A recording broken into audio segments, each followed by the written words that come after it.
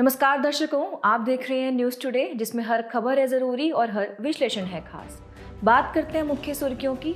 भारत के प्रधानमंत्री ने संयुक्त राज्य अमेरिका के नवनिर्वाचित राष्ट्रपति को बधाई दी।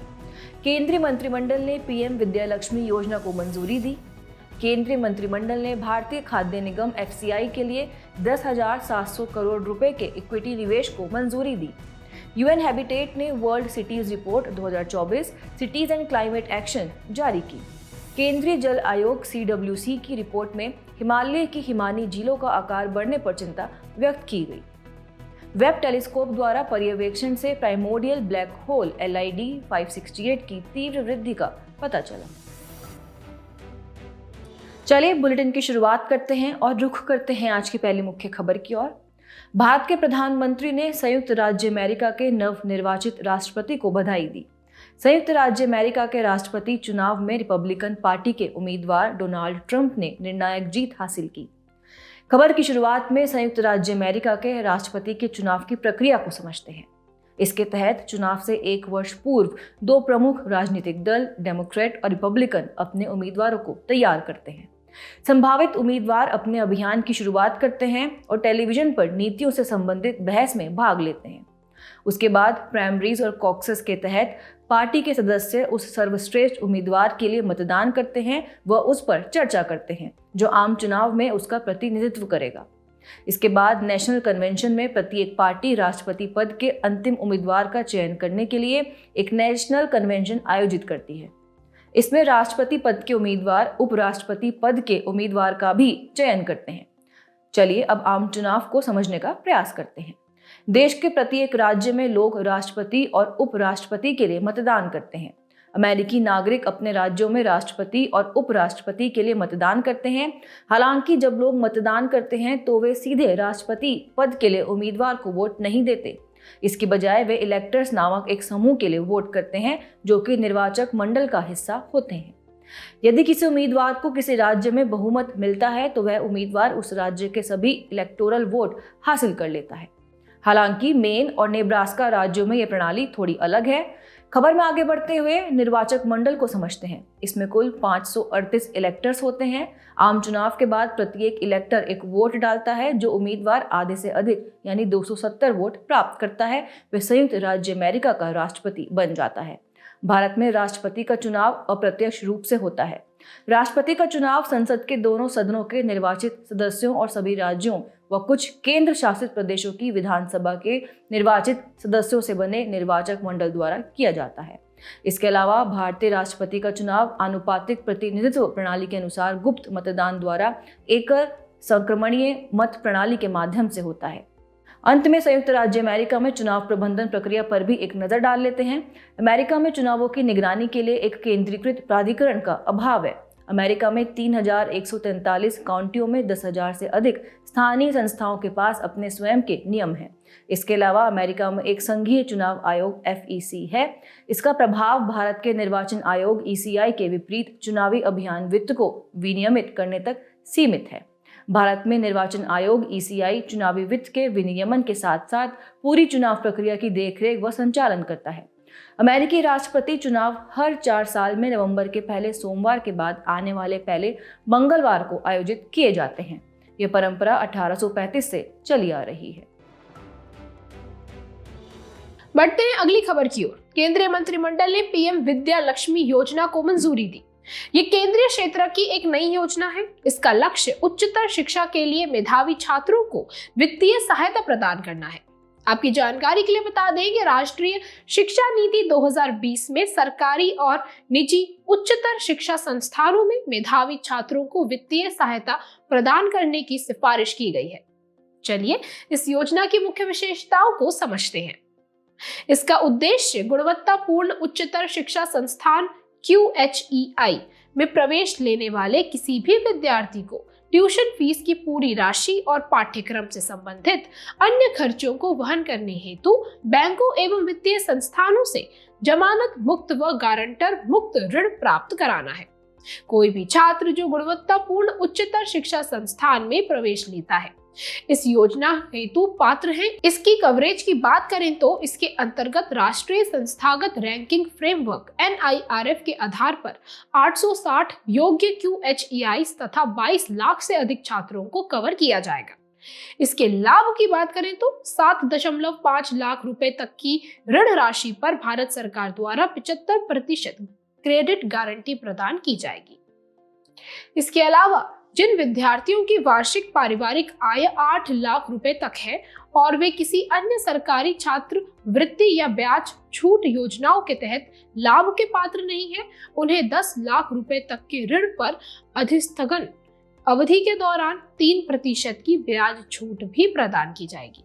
ये पूरी तरह से एक प्रकार की डिजिटल प्रणाली होगी। छात्रों के लिए एक एकीकृत पोर्टल PM विद्या लक्ष्मी उपलब्ध होगा।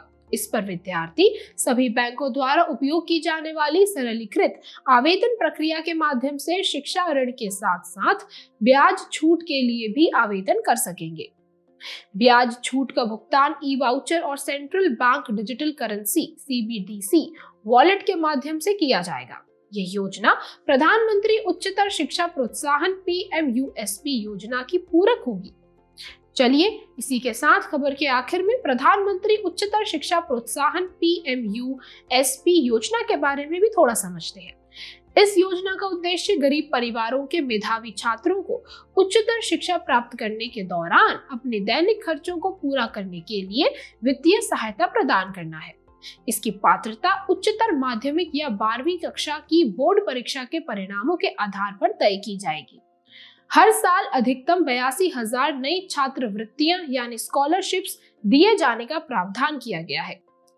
इस योजना के घटक की बात करें तो केंद्रीय क्षेत्रक ब्याज सब्सिडी CSIS और शिक्षा ऋण के लिए ऋण गारंटी निधि योजना CGFSEL है। तो अब बढ़ते हैं अगली मुख्य खबर की तरफ। केंद्रीय मंत्रिमंडल ने भारतीय खाद्य निगम FCI के लिए 10,700 करोड़ रुपए के इक्विटी निवेश को मंजूरी दी। आपको बता दें कि इस फंड का इस्तेमाल वित्त वर्ष 2024-25 में FCI द्वारा कार्यशील पूंजी के रूप में किया जाएगा। इक्विटी निवेश के इस निर्णय का उद्देश्य कृषि क्षेत्र को बढ़ावा देना और देश भर में किसानों का कल्याण सुनिश्चित करना है। चलिए FCI के परिचालन के वित्त पोषण को समझते हैं। FCI केंद्रीय पूल के लिए खरीद मूल्य यानी न्यूनतम समर्थन मूल्य MSP पर किसानों से खाद्यान्न खरीदता है। फिर इसे भारत सरकार द्वारा निर्धारित केंद्रीय निर्गम मूल्य यानी सेंट्रल इशू प्राइसेस पर जारी करता है। निर्गम मूल्य पर खाद्यान्न जारी करने से FCI खाद्यान्न की खरीद तथा उसके परिवहन, भंडारण और वितरण की कुल आर्थिक लागत को वसूल नहीं कर पाता है। साथ ही सार्वजनिक वितरण प्रणाली के माध्यम से खाद्यान्न के जारी मूल्य और खाद्यान्न की खरीद मूल्य के बीच के अंतर का सरकार FCI को उपभोक्ता सब्सिडी के रूप में भुगतान करती है। चलिए अब FCI के समक्ष चुनौतियां भी जान लेते हैं। किसानों से कुल खाद्यान्न खरीद में FCI द्वारा प्रत्यक्ष खरीद की हिस्सेदारी 5% से भी कम है। साथ ही FCI के स्वामित्व वाली भंडारण सुविधाओं का कम उपयोग किया जाता है। इसके अलावा गोदामों में बड़ी मात्रा में अनाज बर्बाद हो जाते हैं या कालाबाजारी कर दी जाती है। कई बार घटिया गुणवत्ता वाले अनाजों की खरीद कर ली जाती है। इतना ही नहीं, परिवहन के दौरान भी अनाज बर्बाद हो जाता है आदि। खबर में आगे बढ़ते हुए FCI की कार्यप्रणाली में सुधार के लिए स्थायी समिति की मुख्य सिफारिशों पर भी चर्चा कर लेते हैं। अनाजों की खरीद हेतु पर्याप्त अवसंरचना निर्माण में FCI राज्य सरकारों की सहायता कर सकता है। अनाज की बर्बादी रोकने के लिए वैज्ञानिक तरीकों वाले पर्याप्त भंडारण उपायों को अपनाना चाहिए। साथ ही FCI को राज्यों के साथ समन्वय में अपने सतर्कता तंत्र को मजबूत करना चाहिए। अंत में एक नज़र भारतीय खाद्य निगम यानी FCI पर भी डाल लेते हैं। इसे खाद्य निगम अधिनियम 1964 के तहत गठित किया गया है। ये केंद्रीय उपभोक्ता मामले, खाद्य और सार्वजनिक वितरण मंत्रालय के अधीन आता है। यह एक सार्वजनिक क्षेत्र का उपक्रम है। इसका कार्य किसानों के हितों की रक्षा के लिए न्यूनतम समर्थन मूल्य MSP पर खाद्यान्न की खरीद करना, सार्वजनिक वितरण प्रणाली PDS के माध्यम से पूरे देश में खाद्यान्न का वितरण करना और राष्ट्रीय खाद्य सुरक्षा सुनिश्चित करने के लिए खाद्यान्न के आवश्यक और बफर स्टॉक का संतोषजनक स्तर बनाए रखना है। चले बढ़ते हैं अगली खबर की ओर। UN हैबिटाट ने world cities report 2024 cities and climate action जारी की। रिपोर्ट में कहा गया है कि शहर जलवायु परिवर्तन का शिकार होने के साथ साथ ग्रीन हाउस गैसों के उत्सर्जन में सबसे बड़े उत्तरदायी कारक भी हैं। हालांकि जलवायु परिवर्तन के प्रभावों का तुलनात्मक रूप से खतरा शहरों पर ज्यादा है। चलिए ऐसे में सबसे पहले रिपोर्ट के मुख्य बिंदुओं पर एक नजर डालते हैं। पहला है जलवायु परिवर्तन का खतरा। वर्तमान में शहरों में रहने वाले 2 बिलियन से अधिक लोगों को 2040 तक कम से कम 0.5 डिग्री सेल्सियस की अतिरिक्त ताप वृद्धि का प्रभाव झेलना पड़ सकता है। अगला है वित्त पोषण की कमी। जलवायु परिवर्तन अनुकूल सिस्टम बनाने और रखरखाव के लिए शहरों को प्रति वर्ष लगभग 4.5 से 5.4 ट्रिलियन डॉलर की आवश्यकता है, लेकिन वर्तमान में केवल 831 बिलियन डॉलर की राशि प्राप्त हो रही है। तीसरा है हरित आवरण में कमी। दुनिया भर में कुल शहरी क्षेत्र में हरित आवरण यानी ग्रीन स्पेस की औसत हिस्सेदारी 1990 के 20% से कम होकर 2020 में 14% रह गई है। वहीं चौथा है सुवैध लोगों पर प्रभाव। जलवायु परिवर्तन को रोकने वाले कुछ उपायों ने अनजाने में सुवैध समुदायों की स्थितियों को और बदतर बना दिया है। इसका उदाहरण ग्रीन जेंट्रिफिकेशन है। इसके तहत पार्क निर्माण जैसी पहले कम आय वाले परिवारों को विस्थापित करती है या संपत्ति के मूल्यों को बढ़ा देती है। ऐसे में इस रिपोर्ट में की गई मुख्य सिफारिशों को समझना भी काफी जरूरी हो जाता है। उपलब्ध स्रोतों के आधार पर राजस्व जुटाना चाहिए। इनमें ऋण लेना, सार्वजनिक निजी भागीदारी, पीपीपी बनाना और जलवायु वित्त पोषण जुटाने के लिए अन्य साधनों की तलाश करना शामिल है। साथ ही शहरों की योजना बनाते समय उसमें जलवायु संबंधी कार्रवाई को एकीकृत करना चाहिए। इतना ही नहीं, जलवायु परिवर्तन के संबंध में टिकाऊ व्यवस्था बनाने के लिए बॉटम अप यानी स्थानीय रूप से संचालित जलवायु अनुकूल प्रयासों को बढ़ावा देना चाहिए। सामाजिक संरक्षण कार्यक्रमों को मजबूत करना चाहिए और जलवायु आपदाओं से निपटने के लिए प्रकृति आधारित समाधान अपनाने चाहिए। इसी के साथ खबर के आखिर में संयुक्त राष्ट्र हैबिटेट के बारे में भी समझने का प्रयास करते हैं। इसकी स्थापना 1978 में की गई थी। हैबिटेट फर्स्ट ने संयुक्त राष्ट्र ह्यूमन सेटलमेंट प्रोग्राम या यूएन हैबिटेट की नींव रखी थी। इसका मुख्यालय नैरोबी, केनिया में स्थित है। इसका उद्देश्य सामाजिक और पर्यावरणीय रूप से संधारणीय कस्बों एवं शहरों को बढ़ावा देना है। इस कार्य के लिए ये संयुक्त राष्ट्र महासभा द्वारा अधिकृत है। इसके भागीदारों की बात करें तो ये संस्था राष्ट्रीय सरकारों, अंतर सरकारी संयुक्त राष्ट्र एजेंसियों, नागरिक समाज संगठनों, शैक्षणिक संस्थानों और निजी क्षेत्र के साथ सहयोग करती है। इसके महत्वपूर्ण डॉक्यूमेंट्स ह्यूमन सेटलमेंट्स पर वैंकूवर घोषणा पत्र यानी हैबिटेट फर्स्ट, ह्यूमन सेटलमेंट्स पर इस्तांबुल घोषणा पत्र यानी हैबिटेट सेकंड है और इसके द्वारा जारी की जाने वाली रिपोर्ट्स में state of the world cities report आदि शामिल है। और अब बात करते हैं हमारी अगली मुख्य खबर की। केंद्रीय जल आयोग CWC की रिपोर्ट में हिमालय की हिमानी झीलों का आकार बढ़ने पर चिंता व्यक्त की गई। आपको बता दें कि जलवायु परिवर्तन के कारण हिमालय की हिमानी यानी हिमनदीय झीलों यानी ग्लेशियल लेक्स का आकार बढ़ रहा है। इससे हिमानी झीलों के टूटने से आने वाली बाढ़ GLOFs की आशंका बढ़ गई है। इसकी वजह से आसपास रहने वाले समुदायों और जैव विविधता के समक्ष खतरा उत्पन्न हो गया है। चलिए सबसे पहले रिपोर्ट के मुख्य बिंदुओं पर एक नजर डालते हैं। सबसे पहले इस रिपोर्ट में हिमानी झीलों के विस्तार के बारे में जिक्र किया गया है। 2011 से 24 के दौरान हिमालयी क्षेत्र की हिमानी झीलों के सतही क्षेत्र में 10.81% की वृद्धि दर्ज की गई है। आपको बता दें कि भारत के सतही क्षेत्र में 33.7% के विस्तार के बाद हिमानी झीलों के आकार में और भी अधिक वृद्धि देखी गई है। दूसरा मुख्य बिंदु है अधिक खतरे वाली झीलें। भारत में 67 हिमानी झीलों के सतही क्षेत्र में 40% से अधिक की वृद्धि दर्ज की गई है। इस वजह से GLOFs का खतरा काफी बढ़ गया है। सीमा पार जोखिम की बात करें तो भूटान, नेपाल और चीन में ऐसी हिमानी झीलों के मौजूद होने से भारत में भी खतरा उत्पन्न हो सकता है। और आखिरी है निगरानी। हिमानी झीलों की सटीक निगरानी के लिए सेंटिनल-1 सिंथेटिक अपर्चर रडार और सेंटिनल-2 सैटेलाइट का उपयोग किया जा रहा है। अब सवाल आता है कि हिमानी झीलें हैं क्या? दरअसल ये ग्लेशियर के पिघलने से उत्पन्न होने वाले जल निकाय हैं। ग्लेशियर के नीचे भूमि का क्षरण हो जाता है। इन्हीं ग्लेशियर के पिघलने के बाद क्षरण वाली भूमि में जल जमा हो जाता है। ऐसी झीलों के लिए पत्थर और गाद हिमोड़ नामक प्राकृतिक तटबंध का कार्य करते हैं। हिमानी झील के टूटने से उत्पन्न बाढ़ GLOF को समझें तो प्राकृतिक तटबंध टूटने से हिमानी झील में जमा पानी के अचानक तेजी से बाहर निकलने को GLOF कहा जाता है। ऐसी झीलें ग्लेशियर के सामने या उसके किनारे, नीचे, अंदर या ऊपर स्थित हो सकती हैं। ऐसी झीलों के टूटने से बड़ी मात्रा में पानी आसपास की नदियों में प्रवाहित होने लगता है। उदाहरण के लिए अक्टूबर 2023 में सिक्किम में साउथ लहोनक हिमानी झील के टूटने से GLOF विपदा की वजह से काफी नुकसान हुआ था। अंत में केंद्रीय जल आयोग CWC के बारे में भी चर्चा कर लेते हैं। इसका मुख्यालय नई दिल्ली में है। इसकी उत्पत्ति डॉक्टर BR अम्बेडकर की सलाह पर 1945 में हुई थी। इसका मंत्रालय केंद्रीय जल शक्ति मंत्रालय है और इसके अध्यक्ष भारत सरकार का पदेन सचिव है। इसके उद्देश्य को देखें तो भारत के जल संसाधनों के एकीकृत और संधारणीय विकास एवं प्रबंधन को बढ़ावा देना है। यहाँ ध्यान देने वाली बात यह है कि CWC केवल सतही जल के प्रबंधन का कार्य करता है। भूजल का प्रबंधन केंद्रीय भूजल बोर्ड CGWB करता है। बढ़ते हैं आखिरी मुख्य खबर की ओर। वेब टेलीस्कोप द्वारा पर्यवेक्षण से प्राइमोर्डियल ब्लैक होल LID 568 की तीव्र वृद्धि का पता चला। नेचर एस्ट्रोनॉमी पत्रिका में प्रकाशित एक अध्ययन के अनुसार LID 568 अभूतपूर्व दर से विस्तार कर रहा है।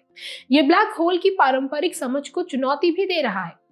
प्राइमोर्डियल ब्लैक होल्स या तो ब्रह्मांड के आरंभिक तारों के विस्फोट से या आरंभिक ब्रह्मांड में मौजूद गैस के विशाल बादलों के नष्ट होने से बनते हैं। LID 568 गुरुत्वाकर्षण के कारण गिरते हुए पिंड को एडिंगटन सीमा से 40 गुना से अधिक मात्रा में ग्रहण करता हुआ देखा गया है, जिसे अभिवृद्धि यानी एक्रीशन के रूप में जाना जाता है। इसकी तीव्र वृद्धि से पता चलता है कि द्रव्यमान वृद्धि का महत्वपूर्ण हिस्सा तीव्र अभिवृद्धि के एकल प्रकरण के दौरान संपन्न हो सकता है। इससे ब्रह्मांड में प्रारंभिक सुपर मैसिव ब्लैक होल्स के निर्माण की व्याख्या में मदद मिल सकती है। ऐसे में चलिए सबसे पहले एडिंगटन सीमा क्या है इसके बारे में बात करते हैं। ये अभिवृद्धि प्रक्रिया के माध्यम से ब्लैक होल्स द्वारा उत्पादित अधिकतम ऊर्जा उत्पादन की एक सैद्धांतिक सीमा है। इसके अनुसार एक्रीशन प्रोसेस के दौरान उत्पन्न विकिरण से बाहरी बल नीचे गिरने वाले पिंड के गुरुत्वाकर्षण को संतुलित करता है। LID 568 के बारे में बात करें तो ये बिग बैंग की घटना के लगभग 1.5 बिलियन वर्ष बाद बना एक सुपर मैसिव ब्लैक होल है। इसका मास सूर्य से लगभग 10 मिलियन गुना ज्यादा है। इसलिए सैजिटेरियस A स्टार के द्रव्यमान से इसका द्रव्यमान 2.5 गुना अधिक है। सैजिटेरियस A स्टार हमारी आकाशगंगा मिल्की वे के केंद्र में स्थित एक सुपर मैसिव ब्लैक होल है। चलिए अब खबर के आखिर में जेम्स वेब स्पेस टेलीस्कोप के बारे में भी थोड़ी जानकारी प्राप्त करते हैं। यह अब तक निर्मित सबसे बड़ा और सबसे शक्तिशाली स्पेस टेलीस्कोप है। इसे नासा, यूरोपीय अंतरिक्ष एजेंसी ESA और कनाडाई अंतरिक्ष एजेंसी CSA के संयुक्त सहयोग से विकसित किया गया है। इसे मुख्य रूप से इंफ्रारेड स्पेक्ट्रम में ब्रह्मांड का पर्यवेक्षण करने के लिए डिजाइन किया गया है। यह नासा के हबल टेलीस्कोप का अनुवर्ती यानी सक्सेसर है और यह पृथ्वी से 1.5 मिलियन किलोमीटर दूर सूर्य की परिक्रमा करता है। यह लैग्रेंज बिंदु 2 या L2 पर स्थित है। चलिए बढ़ते हैं हमारे अगले खास सेगमेंट सुर्खियों में रहे व्यक्तित्व की तरफ। हमारे आज के व्यक्तित्व हैं चंद्रशेखर वेंकट रमन, जिन्हें CV रमन के नाम से भी जाना जाता है। हाल ही में देश भर में CV रमन की जयंती मनाई गई। उनका जन्म तमिलनाडु के तिरुचिरापल्ली में हुआ था। उन्होंने इंडियन जर्नल ऑफ फिजिक्स और भारतीय विज्ञान अकादमी की 1934 में स्थापना की थी। ये संस्था सोसाइटी पंजीकरण अधिनियम के तहत सोसाइटी के रूप में पंजीकृत है। उनके अमूल्य कार्यों के लिए उन्हें 1930 में भौतिकी के लिए नोबेल पुरस्कार से और 1954 में भारत रत्न से सम्मानित किया गया था। 1928 में उन्होंने रमन इफेक्ट की खोज की थी, जिसकी याद में हर साल 28 फरवरी को राष्ट्रीय विज्ञान दिवस मनाया जाता है। रमन इफेक्ट परिघटना के तहत जब प्रकाश की एक किरण किसी तरल पदार्थ से होकर गुजरती है तो उस किरण का कुछ हिस्सा प्रकिरणित यानी स्कैटर्ड होकर अलग दिशा में चला जाता है। इस प्रकिरणित प्रकाश का एक अंश अलग रंग का होता है। हम श्री चंद्रशेखर वेंकट रमन जी से वैज्ञानिक दृढ़ता, साहस, उत्कृष्टता, जिज्ञासा आदि जैसे जीवन मूल्य सीख सकते हैं। चलिए बुलेटिन के आखिर में बढ़ते हैं आज की संक्षिप्त सुर्खियों की तरफ। Centre for development of telematics CDOT और IIT रुड़की ने एक समझौते पर हस्ताक्षर किए हैं। इस समझौते के तहत 5G ग्रामीण कनेक्टिविटी के लिए मिलीमीटर वेव ट्रांसीवर का विकास किया जाएगा। इस समझौते पर दूरसंचार प्रौद्योगिकी विकास निधि TTDF योजना के तहत हस्ताक्षर किए गए हैं। हाल ही में भारत कैरिकॉम संयुक्त आयोग की दूसरी बैठक वर्चुअल माध्यम से आयोजित की गई। आपको बता दें, ये कैरिबियन क्षेत्र में आर्थिक एकीकरण और सहयोग को बढ़ावा देने वाला एक क्षेत्रीय संगठन है। वियतनाम और भारत की सेनाओं के द्विपक्षीय अभ्यास विनबैक्स का 5वां संस्करण अंबाला, हरियाणा में शुरू हुआ। इस संस्करण में दोनों देशों के थल सेना और वायुसेना कर्मी भाग ले रहे हैं। इस अभ्यास में पहली बार द्विसेवा स्तर की भागीदारी देखी जा रही है। केंद्रीय पर्यावरण, वन और जलवायु परिवर्तन मंत्रालय ने प्रदूषण नियंत्रण पर सुप्रीम कोर्ट के आदेश के बाद जांच करने तथा प्रदूषण फैलाने वालों पर जुर्माना लगाने के लिए नए नियम जारी किए हैं। सागर डिफेंस इंजीनियरिंग द्वारा निर्मित एक स्वचालित जल सतह पोत ने भारतीय नौसेना के सहयोग से मुंबई से तूतुकुड़ी तक 1500 किलोमीटर की यात्रा पूरी कर ली। ये यात्रा सागरमाला परिक्रमा के तहत पूरी की गई है। मत्स्य पालन विभाग ने प्रधानमंत्री मत्स्य संपदा योजना के तहत अंडमान और निकोबार द्वीप में ट्यूना क्लस्टर्स के विकास को अधिसूचित किया। अंतर्राष्ट्रीय सौर गठबंधन ISA के 7वें सत्र में एग्रीवोल्टिक प्रणालियों के व्यवहारिक कार्यान्वयन का प्रदर्शन किया जाएगा। एग्रीवोल्टिक फार्मिंग के अंतर्गत सौर पैनल्स के नीचे फसल उगाने का कार्य किया जाता है। इस प्रणाली में कृषि और सोलर फोटोवोल्टिक ऊर्जा उत्पादन दोनों के लिए भूमि का उपयोग किया जाता है। मैसूरू संगीत सुगंध महोत्सव द्वारा हरिदास आंदोलन के तहत कर्नाटक संगीत की प्रतिष्ठित दास परंपरा का उत्सव मनाया जा रहा है। यह उत्सव कर्नाटक संगीत में हरिदास संतों के योगदान की याद में मनाया जाता है। जाने से पहले आपकी समझ की परीक्षा के लिए डालते हैं एक नजर हमारे स्पेशल सेगमेंट प्रश्नोत्तरी पर।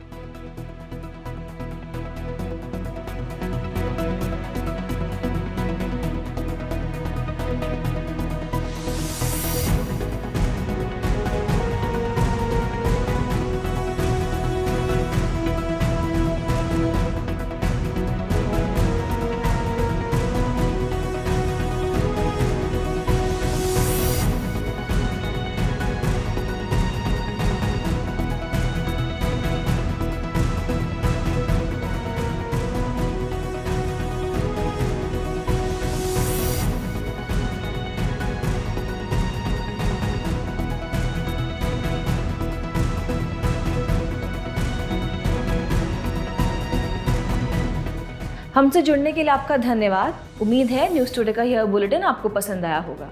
न्यूज़ टुडे की PDF को डाउनलोड करने के लिए और आज की क्विज के उत्तर के लिए डिस्क्रिप्शन में दिए गए लिंक्स पर क्लिक कीजिए।